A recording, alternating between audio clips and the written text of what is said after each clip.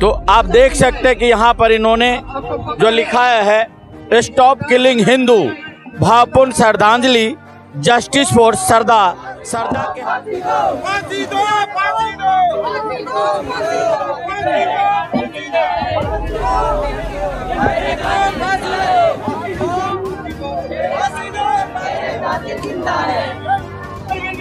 मेरे खातिर जिंदा है, फांसी दो, फांसी दो, फांसी दो, फांसी दो, फांसी दो, फांसी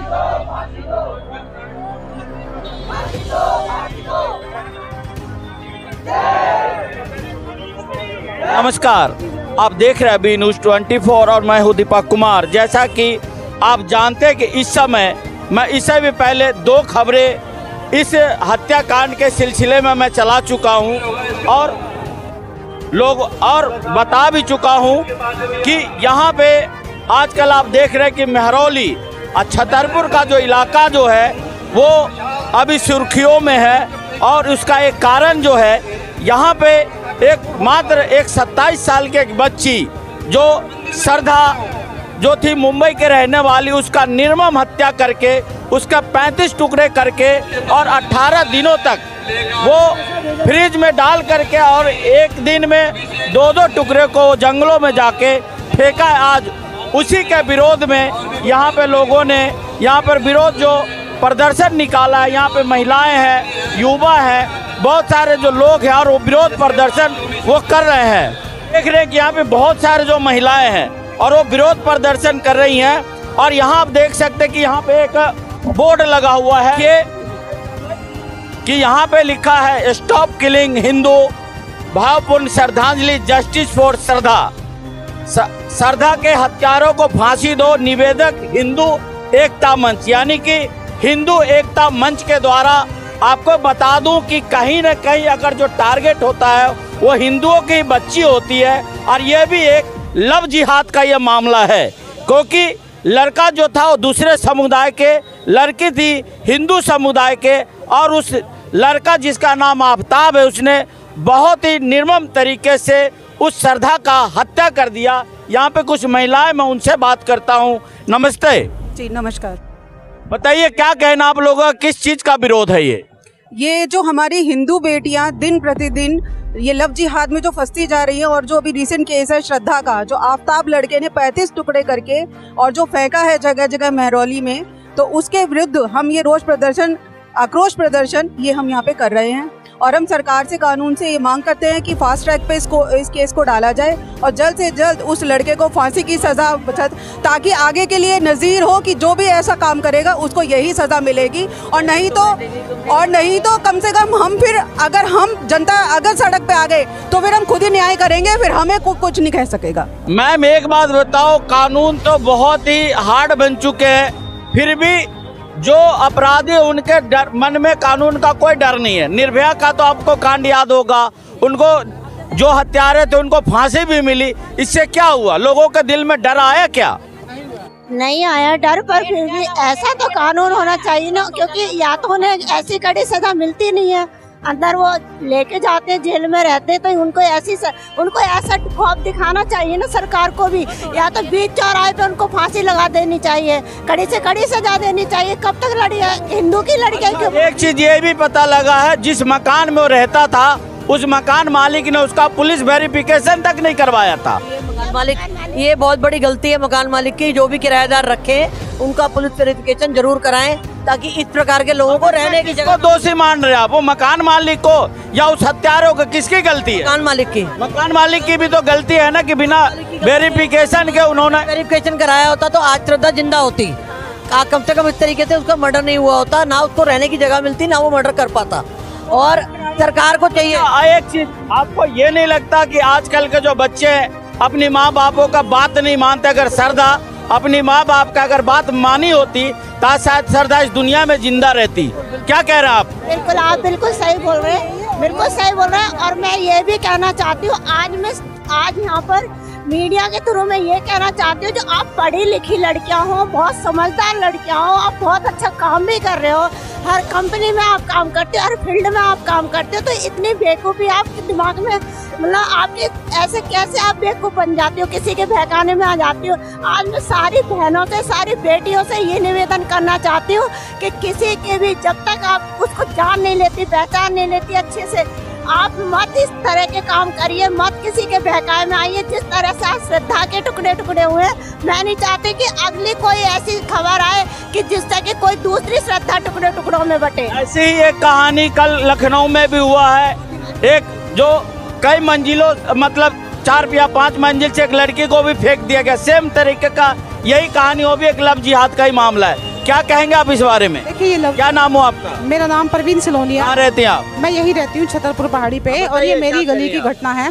देखिए, ये जो एंटी नेशन फोर्सेस जो काम कर रही हैं देश के अंदर, उनका जो एजेंडा है वो सिर्फ यही है कि हिंदू लड़की को बहला फुसला के, फंसा के, किसी भी तरह से अपने प्रेम जाल में फंसा के, फिर उसको फंसाने के बाद अपने परिवार से भी अलग कर दिया जाता है, और उसके बाद उसको मार दिया जाता है। और मारने के बाद सबसे बड़ी बात ये देखिए कि मारने के बाद उसके पार्थिव शरीर के 35 टुकड़े करना, ये हैवानियत की एक इतनी बड़ी सोची समझी उसकी साजिश और चाल रही है कि किसी को भी नहीं इसके बारे में पता चला कि वो इतना घिनौना कार्य। यहाँ तक कि जो पड़ोसी है वो भी उसका नाम नहीं जानते थे, और जो अड़ोसी पड़ोसी उनको भी किसी बात का खबर नहीं था। सर ये बताइए, इस तरह की जो कुरीतियाँ कब रुकेगी हमारे देश में? क्योंकि कहीं ना कहीं जो टारगेट होती है हिंदू की बेटियां ही होती है, दूसरी किसी प्रजाति की नहीं होती, तो हिंदू कोई बेटियों को क्यों टारगेट किया जाता है? भाई साहब, मैं आपकी कोई बात का जवाब नहीं दूंगा, केवल इतना अपील करूंगा आपके चैनल के माध्यम से, ये जितने भी नेता हैं जो छोटी छोटी बात पे कूद कूद के जाते हैं, इस बेटी पे किसी के मुंह पे जबान नहीं खुल रही है, कोई बोल नहीं रहा है। इतना विभत्स, मैं कहूँ हैवान भी छोटा पड़ जाएगा, रावण भी छोटा पड़ जाएगा। मतलब रावण ने तो खैर सीता को हाथ भी नहीं लगाया था, मतलब सोच नहीं सकते ऐसा बीभत्स कांड हुआ है। उसके बाद मुझे बताओ, जो नेता जो बने बने फिरते हैं, जो उछलते हैं बल्लियों, वो कहाँ हैं? वो क्यों नहीं बोल रहे? क्यों? केवल इसलिए कि उसका नाम आफ्ताब है, इसलिए नहीं बोल रहे। तो मेरी अपील आप बहनों से है, आप सबसे, राजनीति मत करिए, लेकिन ऐसे लोगों को जरूर पहचानिए जो इनको सह देते हैं, जो इनको कहते हैं बच्चे हैं, गलती हो जाती है, ऐसे लोगों को पहचानिए। धन्यवाद। नाम बताइएगा। मेरा नाम अनुज है और मैं बेटी फाउंडेशन से हूँ। और अनुज जी, आप बेटी फाउंडेशन चलाते हैं, पर इसी एरिया में एक बेटी के साथ बहुत ही घिनौना जो कांड किया गया, उसको बहुत ही निर्मम था। यानी कि अगर इस बात का आदमी सोचे भी तो शायद आत्मा या रूह ही हर जाता कि किस तरीके से उसको काटा होगा, कैसे उसको फेंका होगा। और वो दिल का इतना मजबूत था कि वो पूरा 18-17 दिन तक, यानी कि उस श्रद्धा को, सिर को फ्रिज के अंदर में रखा हुआ था, और प्रतिदिन उस सर को देखता था। यहाँ तक पता चला कि सारे टुकड़े डिस्ट्रॉय करने के बाद सबसे आखिर में उसने सिर को फेंका है। तो ये बताइए, इसके बारे में आप क्या कहेंगे, और क्या उसको सजा मिलनी चाहिए? मैं एक बेटी फाउंडेशन चलाता हूँ, और ये बेटी जो श्रद्धा नाम की है वो मेरे पड़ोस में ही रहती थी, लेकिन उस बच्ची को जो काटा गया, 35 टुकड़े किए गए, हर व्यक्ति का खून खौला देने वाली बात है, रोंगटे खड़े करने वाली बात है।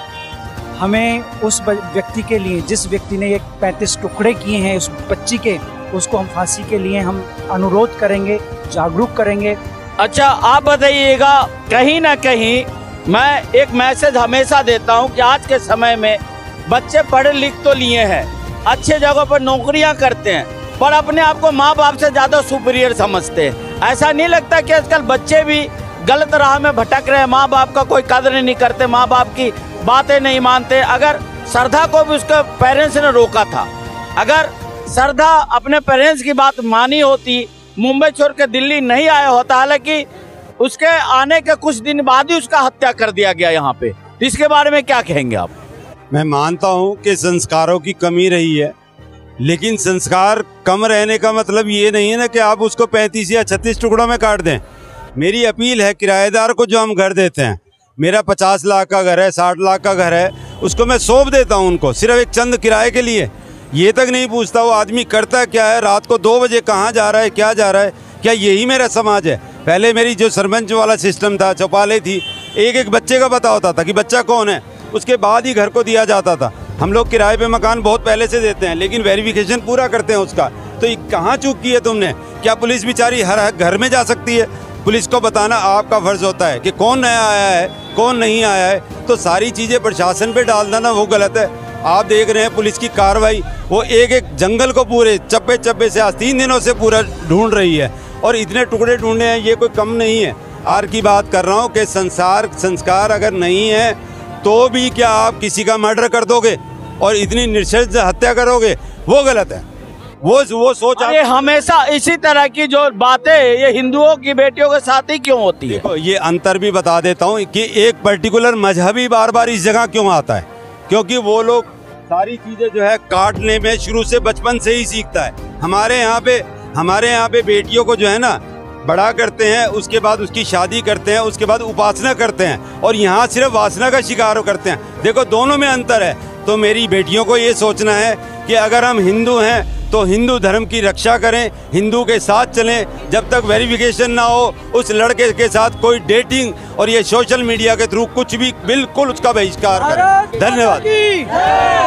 तो चलिए, आपने सुना, लोगों में जो बहुत ही गुस्सा तो है ही, लेकिन कड़े कानून बनने के बावजूद भी इस देश में इस तरह की कुरीतियां जो है रुक नहीं रही।